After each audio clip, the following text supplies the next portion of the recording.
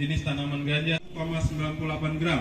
3 kurir narkoba jaringan lintas kabupaten dan kota di Sumatera Selatan tertangkap dan dibawa ke kantor Badan Narkotika Nasional Provinsi Sumatera Selatan.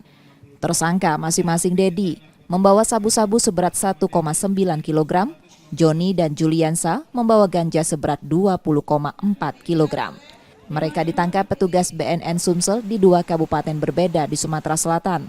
Tersangka kerap mengirim narkoba dari tempat asal mereka ke kabupaten dan kota lain.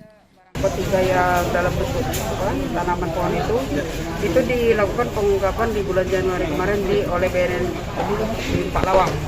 Dedi bin Sudirman ini jaringan dari hasil penyelidikan kita.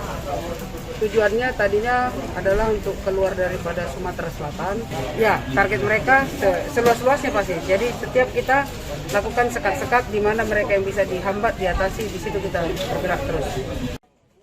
Narkoba yang disita dari tersangka kemudian dimusnahkan petugas dengan diblender dan dibakar. Yudi Kiswanto, Kompas TV, Palembang, Sumatera Selatan.